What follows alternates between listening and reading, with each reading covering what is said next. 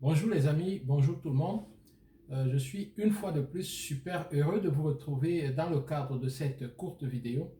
Aujourd'hui, je vais m'exprimer sur l'esclavage. L'esclavage, la domination des plus puissants et l'oppression des plus puissants également. En 1848, l'esclavage a été aboli en France par un décret. Après plusieurs résistances de ceux qui étaient des esclavagistes, s'il faut parler ainsi.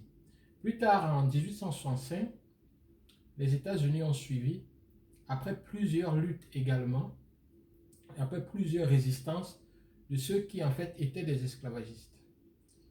Maintenant, pensez-vous qu'un décret puisse limiter ou alors arrêter une pratique qui permet aux plus puissants d'obtenir ce qu'ils veulent, c'est-à-dire de dominer les moins puissants? De toutes les façons, moi je ne le pense pas. C'est la raison pour laquelle, jusqu'aujourd'hui, en 2019 et même en 2020, qui est presque déjà là, l'esclavage continue sous une autre forme. Et nous encourageons cet esclavage lorsque nous nous laissons dominer sans rien faire. Maintenant, est-ce que faire quelque chose contre l'esclavage, c'est se mettre dans les rues, crier, casser, contester? Oui, c'est une forme. Mais une autre forme, c'est de travailler durement pour sortir du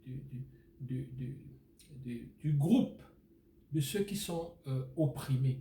Parce que plus nous produirons, plus nos économies seront prospères, plus nous aurons de quoi nous vêtir, de quoi nous nourrir, plus nous sortirons de cette domination qui continue jusqu'aujourd'hui.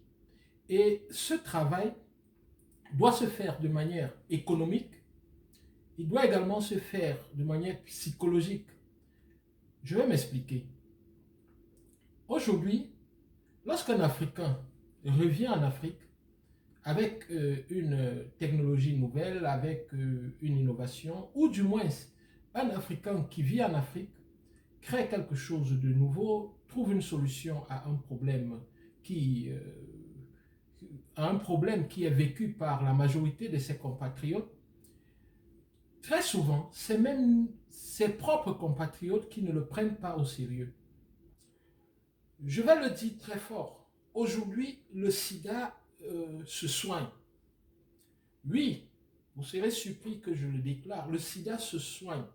Le sida se soigne. Peut-être qu'il se soigne ailleurs, mais il se soigne également en Afrique. Il y a des Africains qui ont découvert le médicament, le remède qui permet de soigner le sida. Mais pourquoi est-ce que ces solutions-là ne sont pas reconnues internationalement? Ce n'est pas à moi de vous le dire. Mais ce que je dis, c'est que le sida se soigne déjà. Et je le déclare parce que j'ai eu à accompagner des malades de sida. J'ai eu à observer ceux qui ont pris des traitements existants. J'ai eu à vérifier les tests positifs et négatifs. Oui, vous me direz, oh non, c'est ci, c'est ça. Oui, les tests ont été vérifiés et sur la durée. Racontons-nous toutes les histoires que nous voulons nous raconter. Je peux même vous donner des liens ou des sites web des Africains qui soignent le sida, mais ce n'est pas de la prestigitation ou des déclarations vides de sens. Ils le font et ils le font sur la durée. Mais ces Africains-là sont méprisés par les autres Africains qui se disent: est-ce que la solution à un problème aussi grave pourrait venir de l'Afrique? Vous m'avez certainement compris. C'est autant de choses qui nous maintiennent et qui nous maintiendront longtemps encore dans l'oppression et dans l'esclavage. Parce que déjà, la première libération de l'esclave, c'est de se faire confiance à lui-même. Nous ne nous faisons pas assez confiance à nous-mêmes. En travaillant dans des multinationales turques, combien de fois, parce qu'un dossier a été confié, à moi, en tant qu'Africain, les Africains ont eu de la peine à continuer dans le débat et dans la recherche des solutions qu'ils voulaient pourtant en contactant l'entreprise. Ça, c'est autant de comportements qui nous maintiennent et qui nous maintiendront pour longtemps encore dans l'asservissement qu'ont vécu nos parents. Nous devons nous libérer les esprits. Nous sommes des personnes libres. Aujourd'hui encore, lorsque vous regardez le blanc ou le jaune ou le je ne sais pas trop quoi, et que vous vous dites, oh, il est supérieur à moi, non, il n'est pas supérieur à vous. C'est un être humain comme vous et moi, tout simplement. Certains vont se dire, c'est un discours qui n'a pas sa place. Parce qu'ils se disent, non, on ne regarde plus le blanc comme supérieur. C'est faux. C'est faux parce que, oui, dans les déclarations, les gens vont vous dire, non, nous ne regardons plus le blanc comme étant supérieur à nous. Mais dans les faits, vous vous rendez compte que lorsque quelqu'un voit un blanc, s'il faut les appeler ainsi, il a directement l'impression qu'il est supérieur à lui et à son frère qui est à côté. Je ne sais pas comment, en 2019 encore, des êtres humains peuvent penser comme cela. Des blancs sont nos frères, nous devons faire construire le monde avec eux, mais pas comme des chefs et nous, des gens qui sont là juste pour suivre. Non, nous sommes des êtres humains qui méritent d'être sur la terre autant que les blancs. Ils méritent d'être sur la terre et nous aussi. Et chaque place qu'ils occupent, chaque millilitre d'oxygène qu'ils respirent, nous aussi, nous méritons de le respirer. Donc arrêtons de penser que simplement parce que quelqu'un a une peau blanche, il est d'office supérieur à nous.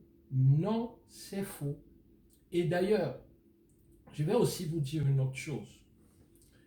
Lorsque on nous appelle noirs, vous connaissez la couleur noire. Par exemple, voilà, cette bouteille de High Scott, qui est l'un de mes parfums préférés, elle est noire. Mais cette bouteille, la couleur de cette bouteille, c'est pas la couleur de ma peau. Mais comment se fait-il qu'on m'appelle noir alors que je ne suis pas noir? Maintenant, prenons un blanc, ce qu'on appelle blanc. Leur couleur est beaucoup plus proche de cette couleur-ci. Mais permettez-moi de vous montrer la couleur blanche à titre de rappel. Je prends mon livre là, le Business Model Canvas, dont je fais un peu de pub. Voilà la couleur blanche. Cette couleur n'a rien à voir avec ceci. Pourtant, on les appelle les blancs et nous, on nous appelle les noirs. Maintenant, je vais vous dire pourquoi. Dans la symbolique des couleurs, le noir est ce qui est c'est-à-dire le dernier niveau du négatif dans la symbolique des couleurs, c'est la couleur noire. Le dernier niveau du positif dans la symbolique des couleurs, c'est la couleur blanche. Alors, ils se font appeler blancs et nous, ils nous appellent noirs. La preuve, dans la langue française, ça s'exprime encore très clairement. Lorsque quelqu'un a été accusé injustement et que on apporte des preuves qu'il n'est pas coupable, qu'est-ce qu'on dit? Il a été blanchi. Donc, lorsque vous êtes bon, vous devenez blanc. Lorsqu'on accuse quelqu'un, on charge quelqu'un, par exemple, on dit autant des choses qu'il a fait ou pas, on charge son dossier de plein de choses négatives, qu'est-ce qu'on dit? Il a été noirci. Donc, plus vous êtes bon, plus vous êtes bien, plus vous tendez vers le blanc. Plus vous êtes négatif, plus vous êtes mauvais, plus vous tendez vers le noir. C'est comme ça que progressivement dans l'imagination populaire de tout le monde, on essaye de montrer que même dans la culture qu'on qu'on, qu'on a menée chez nous lors de l'esclavage et de la colonisation, on essaye de montrer que non, le noir c'est ce qu'il y a de plus mauvais et du coup, toi l'Africain, tu es noir, dont le mauvais à l'extrême. Le blanc, c'est ce qu'il y a de plus bon. Donc toi, l'Européen, ou du moins, c'est toi qui as la couleur orangée, je vais dire comme ça, tu es le blanc, donc le bon par excellence. Et autre chose encore, tous ces prophètes, tous ces personnages de la Bible, du moins, qui font des bonnes choses, sont représentés avec des peaux jaunes, même quand ils n'avaient pas ces peaux jaunes-là. Ces peaux orangées, s'il faut le dire ainsi, n'est-ce pas? Et nous qui avons des peaux marron, nous sommes pratiquement absents. Et encore plus loin, le diable, qui est l'être le plus méchant présenté ainsi dans la Bible, il est représenté en noir. Il est noir, le diable, en fait. Mais lorsqu'on représente Dieu, il est blanc. Vous voyez un peu. Donc, c'est autant de choses qui font que nous soyons maintenus dans cette oppression et dans cette image, dans cette idée que, en fait, celui qui a la peau orangée est bon, est riche, est supérieur, est tout ce qu'il y a de positif, et celui qui a la peau marron est tout ce qu'il y a de négatif. Et même quand nous avons cette peau marron, nous pensons que nous sommes juste un déchet et que nous sommes là pour accompagner ceux aux peaux orangées. Ça, c'est ce qui a été construit depuis très longtemps et qui a été mis dans nos têtes. Mais c'est très faux. Et en méprisant le noir, en méprisant du moins celui qu'on appelle le noir, du moins celui qui a la peau marron, l'humanité est passée à côté de beaucoup de choses très intéressantes et c'est dommage. C'est tellement dommage que tous les secrets, ou du moins beaucoup de choses que savaient faire nos parents, sont encore ignorés du monde et non exploités par l'ensemble de l'humanité. Tous ces rites que nous faisons parfois en Afrique nous permettent d'avoir des solutions rapides à des problèmes complexes. Mais l'humanité n'en a pas bénéficié. Et aujourd'hui encore, on essaie de les combattre en disant que c'est négatif, nous devons bannir cela, nous devons bannir nos coutumes, notre culture et tout. Mais attention, un peuple qui abandonne sa culture est un peuple sans racines et sans fondement. C'est difficile, c'est très difficile pour nous qui avons suivi cette école occidentale de rentrer totalement dans nos cultures, mais c'est ce qu'il y a lieu de faire. C'est ce qu'il y a lieu de faire. Parce qu'une fois que vous avez été déraciné, vous avez été séparé de votre culture, vous devenez très fragile. Vous devenez juste un petit papier qu'on peut soulever facilement. Donc, pour me résumer, nous ne sommes pas, nous les gens à la couleur marron, nous ne sommes pas là pour accompagner les autres. Nous avons notre place sur la terre. Et actuellement, je fais cette vidéo au Sénégal. Je suis au Sénégal actuellement. Le Sénégal est un pays qui me rend fier encore, qui me rend vraiment fier d'être africain. Contrairement au Cameroun dont je suis originaire, le Sénégal est un pays, du moins je ne me suis pas baladé, la ville de Dakar, que je peux comparer rapidement à la ville de Yaoundé, et aux mentalités également, c'est un pays très évolué, et par rapport aux mentalités aussi très, très évolué. Et en étant à Dakar, on est fier d'être africain, Fier d'être africain parce que vous allez trouver à Dakar plusieurs nationalités, plusieurs personnes qui font leur business, qui vivent leur vie sans contrainte, sans... en plus de ça, le niveau de sécurité est vraiment élevé. Et en plus, vous n'avez pas cette tendance-là que vous allez trouver au Cameroun. Je peux le dire, je suis Camerounais, je ne voudrais pas me lancer la pierre à moi-même, mais ce que je dis, c'est juste quelque chose de vrai. Lorsque vous allez au Cameroun dans des bureaux, vous avez, il y a des gens c'est comme si on les payait pour vous extirper de l'argent. Voyez peu. C'est comme s'ils sont là, ils sont programmés pour vous extirper de l'argent. Donc, ils ne font pas ce qu'ils ont, ils sont là, ce qu'ils sont payés pour faire, mais ils sont là comme s'ils sont programmés pour vous extirper de l'argent. Ils font tout pour vous extirper de l'argent. D'ailleurs, vous entrez, parfois on ne s'occupe pas de vous, c'est comme si vous n'étiez même pas là et tout. Même quand vous posez des questions, on vous répond parfois avec dédain. J'ai fait plusieurs bureaux au Sénégal depuis que je suis là. La réception dans les bureaux par les fonctionnaires sénégalais est simplement euh, vraiment c'est louable.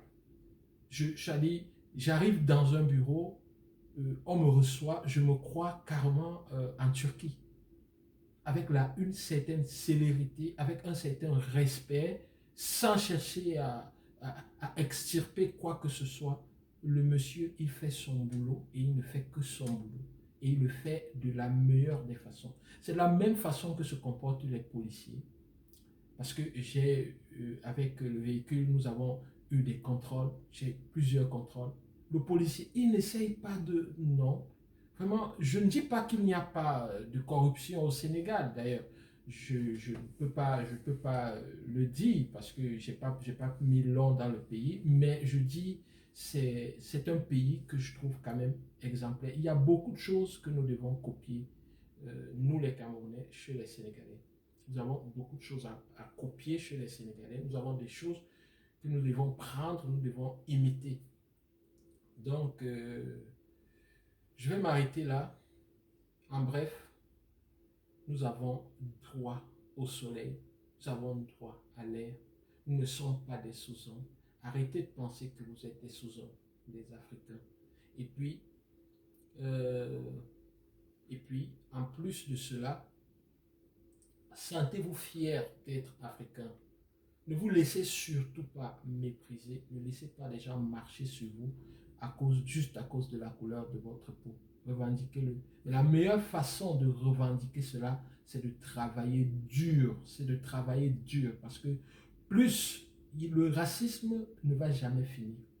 Pourquoi? Parce que l'être humain est comme programmé pour dominer le plus faible.